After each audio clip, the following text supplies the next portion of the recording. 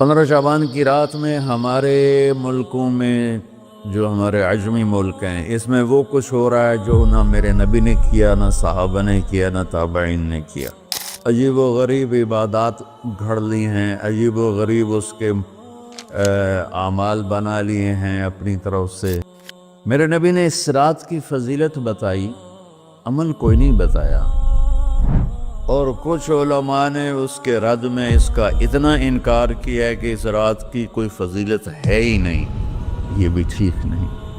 اس رات کی فضیلت میں جتنی احادیث ہیں وہ ضعیف ہیں، اور حدیث پاک میں آتا ہے کہ اللہ تعالیٰ اس رات میں ساری دنیا کے لوگوں کی بخشش فرماتا ہے سوائے 5 آدمیوں کی۔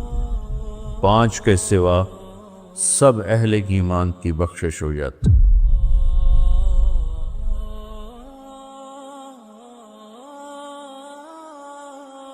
میں 15 شعبان کے حوالے سے بات کچھ کرنا چاہتا تھا اور کچھ رمضان کے حوالے سے۔ 15 شعبان کی رات میں ہمارے ملکوں میں جو ہمارے عجمی ملک ہیں اس میں وہ کچھ ہو رہا ہے جو نہ میرے نبی نے کیا، نہ صحابہ نے کیا، نہ تابعین نے کیا۔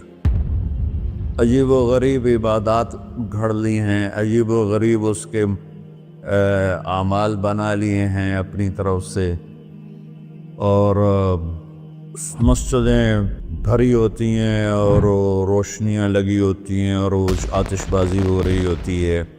میرے نبی نے اس رات کی فضیلت بتائی، عمل کوئی نہیں بتایا۔ جیسے یہاں کوئی صلاۃ تسبیح کی جماعت کرا رہے ہوتے ہیں، کوئی اجتماعی تہجد پڑھ رہے ہوتے ہیں، کوئی دیگیں چڑھا رہے ہوتے ہیں، کوئی آتش بازی کر رہے ہوتے ہیں، تو وہ اس میں اتنا غلو ہو گیا ہے کہ یہ بھی ٹھیک نہیں۔ اور کچھ علماء نے اس کے رد میں اس کا اتنا انکار کیا ہے کہ اس رات کی کوئی فضیلت ہے ہی نہیں۔ یہ بھی ٹھیک نہیں۔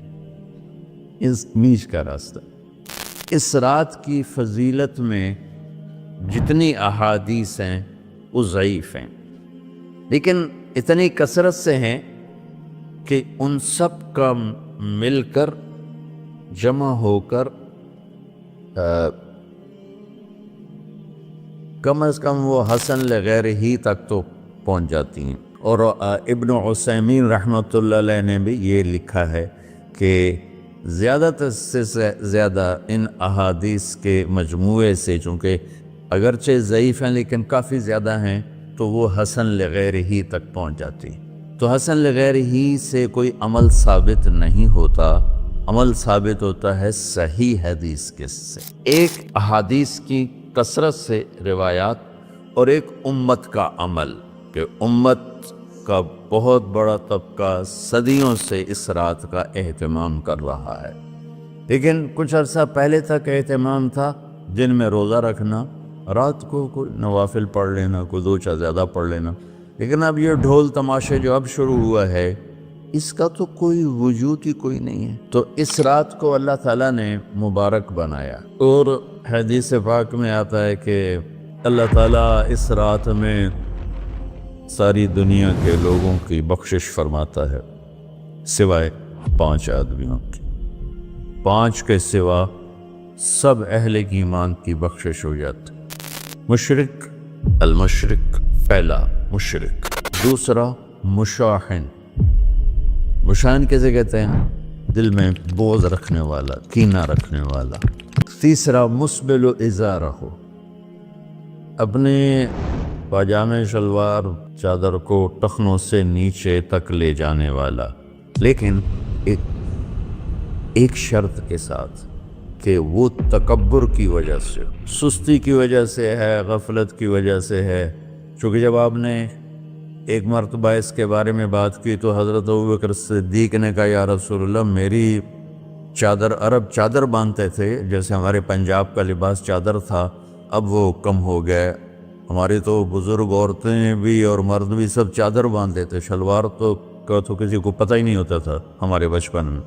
یہ تو پھر آہستہ آہستہ جب تعلیم آئی تو شلوار دیہاتوں میں بھی اور شہروں میں عام ہو گئی۔ تو اگر وہ اس لیے لٹکا رہا ہے کہ طبیعت میں تکبر ہے، پھر اس وعید کا وہ حقدار ہے۔ اگر ویسے اس کی نیچے جا رہی ہے تو میرا مالک ایسا، وہ تو ہے ہی رحیم و کریم، ہے ہی رحیم و کریم، ہے ہی رحیم و کریم، صرف شلوار نیچے لٹکانے سے وہ اتنی شدید سزا دے۔ اگر اس کے پیچھے تکبر ہے، پھر ہے، یہ تکبر نہیں ہے تو انشاءاللہ وہ اس سے محفوظ ہوگا۔ تو اپنی چادر کو لٹکانے والا، لیکن بشرط تکبر۔ کتنے ہو گئے؟ 3۔ عاق لوالدیہ، ماں باپ کا نافرمان۔ نافرمان ایسا کہ دکھ دینے والا۔ چھوٹی موٹی اونچ نیچ تو ہر بچے سے ہو جاتی ہے، جن نے والدین کو ٹکڑے ٹکڑے کر دیا ہو اور ان کو دکھ دے دے دے دے کے ان کا سینہ چیر دیا ہو، چونکہ عاق کہتے ہیں پرزے پرزے کرنا کسی چیز کا، تو اپنے دکھ دے کر اپنی بدتمیزی کے ساتھ اس نے ماں باپ کا دل زخمی کر دیا ہو، ایک یہ نہیں معاف ہوتا۔ 5واں مدمن خمر، مسلسل شراب پینے والا، مستقل جو شراب کا عادی ہو۔ ان 5 کو مؤخر کر دیا جاتا ہے۔ معافی نہیں ہونے کا مطلب یہ نہیں کہ اللہ تعالیٰ کبھی معاف نہیں کرے گا۔ معافی نہ ہونے کا مطلب یہ ہے کہ یہ 5 ایسے گناہ ہیں کہ اس کی وجہ سے بخشش رک جاتی ہے۔ اگر وہ شرک سے نکل آئے، وہ کینہ سے نکل آئے، وہ تکبر سے نکل آئے، وہ والدین کی نافرمانی سے نکل آئے، شراب چھوڑ دے، تو ان کی بھی بخشش ہو جاتی۔ جب کوئی توبہ کرے گا فوراً بخشش ہو جائے گی۔ نہ 15 شعبان کی ضرورت ہے، نہ لیلۃ القدر کی ضرورت ہے، نہ بیت اللہ جانے کے ساتھ توبہ کی شرط ہے۔ جہاں بھی وہ بیٹھ کے توبہ کرے گا، جس لمحے میں کرے گا، اسی وقت اس کی توبہ قبول ہوگی اور اللہ اس کے پچھلے سارے گناہوں کو معاف فرما دے۔ دن کا روزہ، رات کا قیام، زیادہ قیام سے مراد نوافل ہیں، کوئی گھر میں پڑھ لے، کوئی مسجد میں پڑھ لے۔ نوافل، نفلی عبادات گھر میں ہی افضل ہوتی ہیں۔ میرے نبی سنتیں ہمیشہ گھر سے پڑھ کے آتے تھے۔ تہجد اپنے گھر میں پڑھتے تھے، مسجد میں نہیں پڑھتے تھے، سوائے اعتکاف کے۔ آپ اپنے نوافل سنتیں سب گھر میں پڑھتے تھے اور مسجد میں صرف فرض آ کے ادا فرماتے تھے، اور اس کے بعد بیٹھنا ہوتا تھا تو بیٹھ جاتے تھے، اٹھنا ہوتا تھا تو اٹھ جاتے تھے۔ تو اعتدال اللہ کو ہر چیز میں پسند ہے۔ دنیا جو مختصر ہے اس میں کیسے پسند نہیں ہوگا؟ آخرت جیسے معاملے میں بھی اللہ ہم سے کہہ رہا ہے اعتدال، امتاً وسطا۔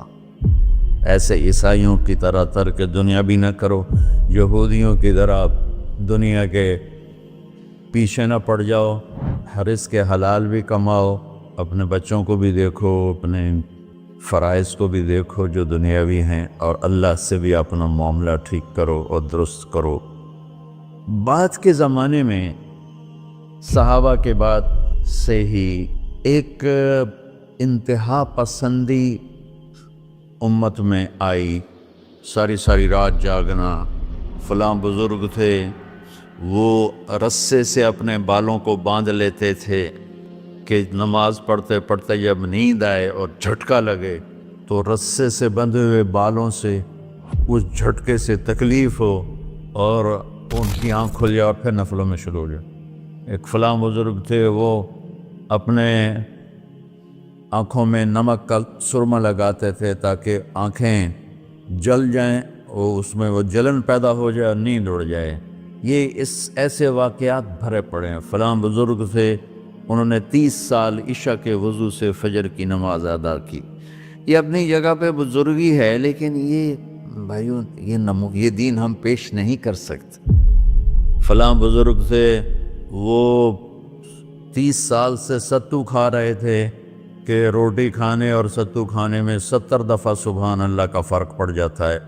تو روٹی کھائیں تو 70 دفعہ سبحان اللہ کم کہہ سکتے ہیں، اور ستو کھائیں تو 70 دفعہ سبحان اللہ زیادہ کہہ سکتے ہیں۔ تو لہٰذا انہوں نے کہا مجھے تو 30 سال ہو گئے، میں تو ستو کھا رہا ہوں، میں تو روٹی نہیں کھا رہا۔ یہ دین نہیں ہے، یعنی یہ وہ دین نہیں جو ہم انسانیت کو پیش کر سکیں۔ یہ تو لوگوں کو دوڑانے والی بات، یہ رہبانیت کی شکل ہے۔ یہ وہ دین نہیں جو ہم لوگوں کو پیش کریں گے تو وہ کہیں گے واہ واہ واہ واہ کیا دین ہے بھائی، قبول کرو۔ یہ ایک قسم کا غلو آیا۔ میں ایک حدیث سناتا ہوں، بخاری شریف میں بھی ہے، مجھے اب ہرشہ بھول گئی، لیکن وہ ہے نہی الغلو، اس طرح کر کے آپ لوگ زیادہ جانتے ہوں گے جو پڑھ رہے ہیں کہ غلو سے نہیں۔ حدیث آپ کو سب کو یاد ہوگی کہ 3 صحابہ آئے اللہ کے نبی کے گھر اور پوچھا کہ اللہ کے نبی رات کیسے گزارتے ہیں؟ تو وہ گھر والوں نے کہا سوتے بھی ہیں، جاگتے بھی ہیں، کھاتے بھی ہیں۔ تو وہ تینوں آپس میں کہنے لگے وہ تو نبی ہیں، سوئیں بھی تو کوئی بات نہیں، اور شادی ہے کوئی بات نہیں، ہم تو نبی نہیں، ہمیں تو کچھ کرنا چاہیے۔ ایک نے کہا کہ میں ساری زندگی روزہ نہیں چھوڑوں گا، ایک نے کہا کہ میں ساری زندگی سوؤں گا نہیں، ایک نے کہا میں ساری زندگی شادی نہیں کروں گا۔ تو دیکھنے میں تو واہ واہ کیا بڑی بزرگی ہے بھائی، بڑے بزرگ ہے۔ ہمارے نبی کو پتہ چلا، آپ نے تینوں کو بلا لیا، کہ تم مجھ سے زیادہ اللہ سے ڈرنے والے ہو، میں تم سے انا اتقاکم یا اخشاکم، الفاظ آپ لوگوں کو زیادہ یاد ہوں گے لیکن مفہوم میں صحیح پیش کر رہا ہوں۔ آپ نے کہا میں تم سے زیادہ اللہ کو جانتا ہوں، تم سے زیادہ اللہ سے ڈرتا ہوں، میں سوتا بھی ہوں، میں کھاتا بھی ہوں، میں روزے بھی رکھتا ہوں، میں چھوڑ بھی دیتا ہوں، میری بیویاں بھی ہیں، میں اپنی بیویوں کے پاس بھی جاتا ہوں۔ تم دین میں غلو سے بچو، پہلے امتوں کو ہلاک کر لیا دین میں غلو۔ دنیا میں غلو یعنی انتہا پسندی، ایکسٹریمسٹ ہونا، دنیا ہو یا دین ہو، دونوں میں اعتدال بچو، اللہ تعالیٰ کو پسند ہے۔ تو شعبان کے حوالے سے ایک علماء کا طبقہ اتنا رد میں گیا کہ ایسی نفی کر دی کہ جیسے ہے ہی کچھ نہیں، یہ بھی غلط ہے۔ ایک طبقہ وہ ہے جو پتہ نہیں کیا کچھ کرتا ہے شب برات کے نام پر، وہ بھی غلط۔ ساری حدیثوں کو ملا کر روزہ اور رات کا قیام، کہ رات کو اٹھ کے کچھ اللہ کو یاد کر۔ اس آیت میں بعض مفسرین سے غالباً بھول ہوئی، حامیم والکتاب المبین انا انزلناہ فی لیلۃ مبارکۃ انا کنا منذرین فیہا یفرق کل امر حکیم امر من عندنا انا کنا مرسلین۔ یہ لیلۃ القدر ہے، انا انزلناہ فی لیلۃ مبارکۃ، یہاں دوسرا لیلہ مبارک رات میں ہم نے قرآن کو اتارا۔ دوسری آیت کو جوڑو، انا انزلناہ فی لیلۃ القدر، ہم نے قرآن کو لیلۃ القدر میں اتارا۔ تو وہ آیت اس آیت کا ترجمہ کر رہی کہ لیلۃ مبارک سے مراد لیلۃ القدر ہے، 15 شعبان نہیں۔ لیکن بعض مفسرین جو بڑے لوگ ہیں، لہذا ہم سب کا ادب احترام کرتے ہیں، لیکن رائے کا اختلاف ہو، وہیں بڑے علماء میں ہی ہے تو اسی کو میں آپ کے سامنے نقل کر رہا ہوں، کوئی اپنی رائے نہیں دے رہا ہوں۔ تو ان سے یہ صاف ہو گیا کہ انہوں نے اس کو 15 شعبان بنا دیا۔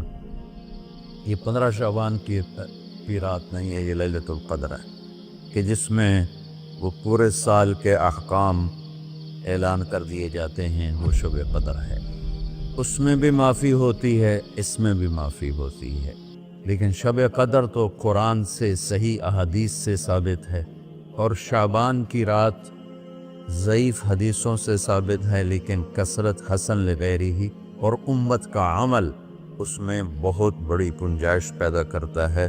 تو جو بچہ روزہ رکھنا چاہے ضرور رکھے، جو رات کو اٹھنا چاہے ضرور اٹھے، لیکن وہ اتنا نہ اٹھے کہ صبح سبق میں سویا پڑاؤ۔ تو ایسی عبادت نہیں چاہیے کہ آپ اپنے طلب علم جو فرض ہے اس میں آپ سوئے پڑے ہوں تو تمہارے خوراکوں سے سبق بھی متاثر ہو رہا ہو، تو اعتدال بچوں، ہر چیز میں اعتدال۔ تو اس میں یہ جو 5 ہیں، ایک مشرک، ایک مشاہن۔ مشاہن کون ہے؟ جو دل میں کینہ بغض رکھتا۔ اب میں کہاں سے آنسو لاؤں اس بات پر رونے کے لیے کہ ایک تو دنیا داروں کا بغض کینہ ہے آپس کی لڑائیوں سے، لیکن یہ جو دیندار ایک دوسرے سے بغض، اس قدر بغض رکھتے ہیں کہ کافر بنائے بیٹھے ہیں، دوسرے کو سلام کا جواب نہیں دیتے، جنازے میں نہیں شریک ہوتے۔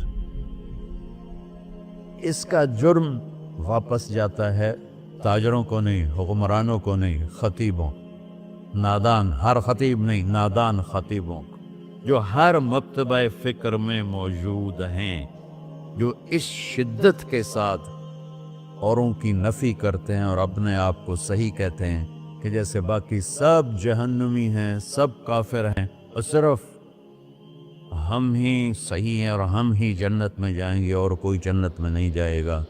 تو جو کہ اس میڈیا کے ذریعے سے بہت سی امت سن رہی ہے، تو میں دیکھو بچوں ہاتھ جوڑتا ہوں اللہ کے واسطے، دین پیش کرنا، کافر کافر کے نعرے مت لگانا، اور یہ کافر وہ کافر، یہ کافر وہ کافر۔